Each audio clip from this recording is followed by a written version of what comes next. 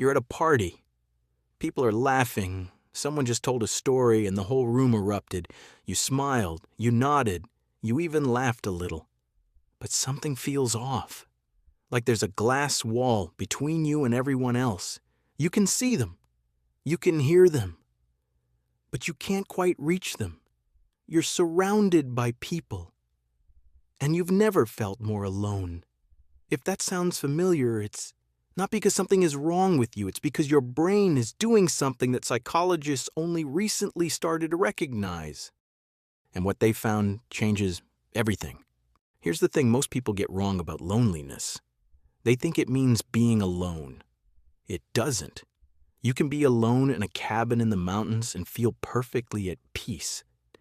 And you can be in a room with 200 people and feel like you're drowning. That's because loneliness isn't about the number of people around you. It's about the gap, the distance between the connection you want and the connection you actually have. The World Health Organization now considers loneliness a global public health crisis. And the numbers are staggering. 1 in 5 teenagers report feeling persistently lonely. That makes 13 to 17-year-olds the loneliest age group on the planet, not the elderly, not people living alone, teenagers surrounded by classmates, group chats, and social media followers, and lonelier than any generation before them. But here's where it gets really interesting, because your brain doesn't just passively experience loneliness, it actively creates it. In 2003, neuroscientist Naomi Eisenberger ran an experiment at UCLA that changed how we think about loneliness. She put people in an MRI scanner and had them play a simple ball-tossing game. At some point, the other player stopped passing the ball to the participant. They were excluded. And here's what the brain scans showed: the exact same region that activates when you experience physical pain, the anterior cingulate cortex, lit up during social rejection. The same region, the same response. Your brain processes loneliness the same way it processes a broken bone. And there's a reason for that. From an evolutionary perspective, being separated from your group meant death. You couldn't hunt alone. You couldn't defend yourself alone. Your ancestors who felt the pain of isolation survived because that pain drove them back to the group. So loneliness isn't a character flaw. It's a biological alarm system. Your brain is literally screaming at you. You need connection. Find your people. This is dangerous. But here's where it gets complicated. In 2023, researchers at Dartmouth published something remarkable. Using fMRI scans, they discovered that lonely people don't just feel differently. They see the world differently, literally. When lonely and non-lonely people watch the same videos, their brain activity patterns diverged. Lonely people processed the world in a way that was unique, different from non-lonely people and different from each other. The researchers described it this way: lonely people process the world idiosyncratically, in a way that may contribute to the feeling of not being understood. Think about what that means. When you're lonely, your brain is literally encoding reality in a way that makes connection harder. You see threats where others see neutral faces. You interpret silence as rejection. You feel like you're speaking a language no one else speaks. And the cruelest part, the longer you're lonely, the more your brain adapts to loneliness. It becomes your brain's default setting.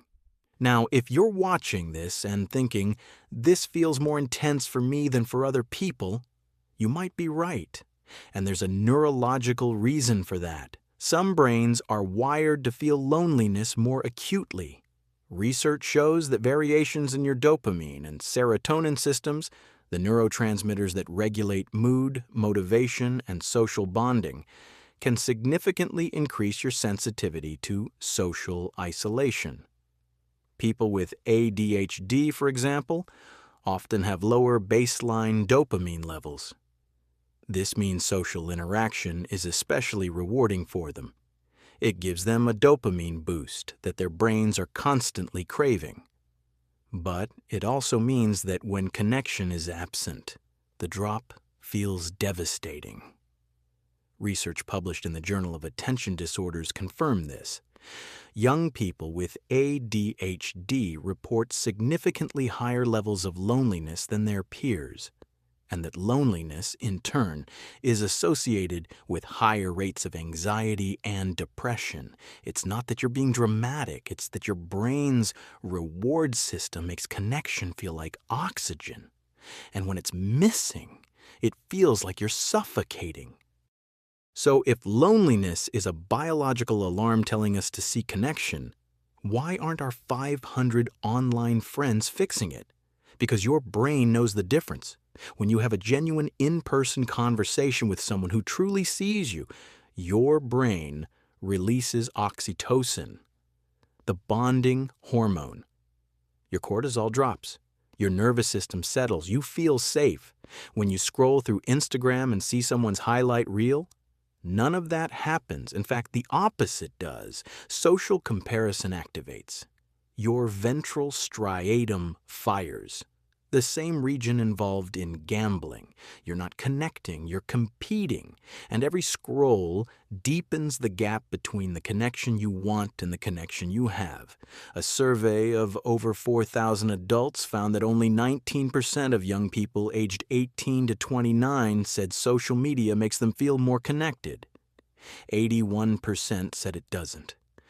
And 89% reported feeling lonely even when surrounded by others. The cruelest irony of our time is this: we have more ways to reach each other than ever before, and we've never felt further apart. So here's the part where I'm supposed to give you 5 tips to stop being lonely. But I'm not going to do that, because loneliness isn't a problem you solve with a checklist. What I can tell you is what the science actually shows.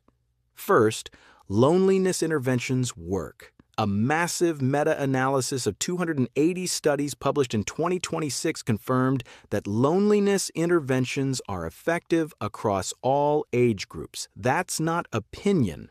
That's data. Second, quality over quantity. Always. Research consistently shows that one single trusted friendship, one person who actually knows you, is more protective against loneliness than 100 surface-level connections. You don't need more friends, you need deeper ones.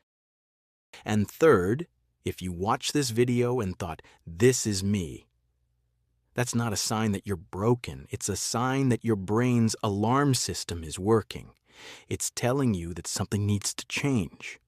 Not everything, not overnight. Just something, one real conversation, one moment where you let someone actually see you, one crack in the glass. That's where it starts. If this resonated with you, you're not alone in feeling alone. And if you want to understand more about how your brain shapes your reality, I explore this every week on the channel. Next time, we're going inside the brain at 3 a.m. and finding out why your worst thoughts always come in the dark. I'm Blue.